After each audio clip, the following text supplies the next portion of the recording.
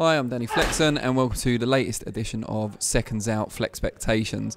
I've been agonising for quite some time over how to present this week's episode because the big fight card this weekend is of course KSI Logan Paul 2 from the Staples Center in Los Angeles.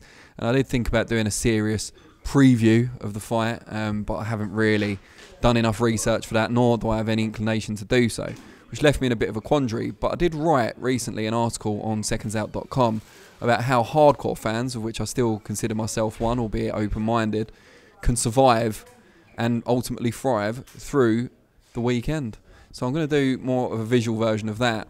And my number one tip is, rather than watch all the build-up shows, KSI Logan Paul, I know there's loads out there and get you right in the mood for the two YouTubers going to battle, why not instead go to Sky On Demand, where currently available you've got the amazing contest between Regis Prograis and Josh Taylor, which took place recently in one of the fights of the year. Also Lewis Ritz and Robbie Davis Jr., which was only a few weeks ago, and another epic collision. And if you want an international flavour, but not from Los Angeles in this case, Kovalev and Canelo should be up there by now. I'd be amazed if it's not. And that's all available on Sky On Demand. Another tip I've got, and it's a bit of a traditional one: drink copious amounts of alcohol. I think that will help numb the pain and give you something else to think about while the fight's on. Remember, it's only one night. What I'd also say is, if you're desperate to watch the fights on the undercard featuring the world title defences from Billy Joe Saunders and Devin Haney, record it. Don't stay up till 5 o'clock in the morning for a main event that's probably not going to go very long and you'd probably be disappointed by it. Instead, watch Saunders and Haney having recorded it. You can fast forward through all the promo videos, the interviews and the main event itself, and just watch the fights you want to watch. And if the commentators continually plugging the main event get on your nerves, you can mute those too. Often it's better to watch a fight and to score a fight without the commentary on anyway. Further on from that, as I've said, record it. That means you get a good night's sleep. That is a bonus, trust me. I've got a young child. I very rarely watch fights live in the middle of the night anyway. But, you know, we've had a lot of big boxing nights recently. Canelo Kovalev was only last week. Stayed up for that, I imagine, most of you, if you're a hardcore fan. Take advantage. Give yourself the week off. You're allowed. I'm giving you a free pass. You don't have to watch this live. No one's going to judge you. In fact, people probably respect you more in the hardcore community for not watching it live. And the very last one, look to the future.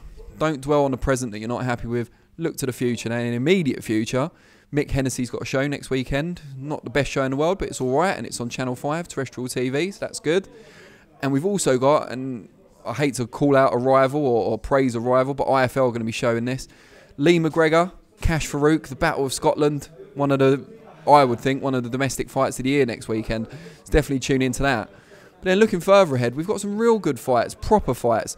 Callum Smith against John Ryder. John Ryder, who's just been training here at the Matchroom Elite Gym in Essex. I've just had the pleasure to watch him.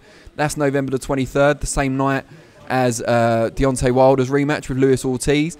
And then we've got the massive rematch December the 7th, Anthony Joshua against Andy Ruiz Jr. for the Unified World Heavyweight titles. And obviously the undercards with those. Show's going to be announced soon by both Matchroom and Frank Warren to take place in London in December. Warren's got a 6th title fight show in Birmingham coming up as well. There's just loads going on, and far too much going on in the real boxing world to worry too much about KSI versus Logan Paul, which I have no real issue with. They're going to make a lot of money. The boxers who are lucky enough to be on the undercard will make a lot of money. Increased exposure. I'm not sure much of that audience is going to be retained for boxing itself, but the fighters involved will make money. The people who want to enjoy it will pay for it. It's obviously half price on Sky Sports box office, $9.95 as opposed to the usual almost 20 quid. If you like it, pay for it. If you want to just watch Saunders and Haney, still pay for it, but don't stay and watch it live.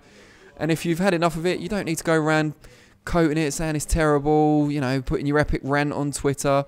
I know that sounds a bit hypocritical, but you really don't need to do that. Just survive it, use these 5 steps I've pointed out, and then move on, like the whole boxing world will. You know, remember Mayweather fought McGregor? We don't talk about that so much anymore. It's just temporary pain, long-term gain. Like to hear your opinion on it, nonetheless. KSI Logan Paul.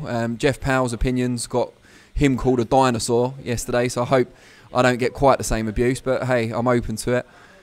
Give me your comments below. I'll be back next week, FLEXpectations, 4:30 PM Thursday, and I'll be here for reflections. Not sure exactly what I'm going to reflect upon if I follow my own 5-step survival guide, but we'll work that out when we come to it. But that's Monday, 4:30 PM. as always, appreciate your time, and I'll see you all soon. Cheers.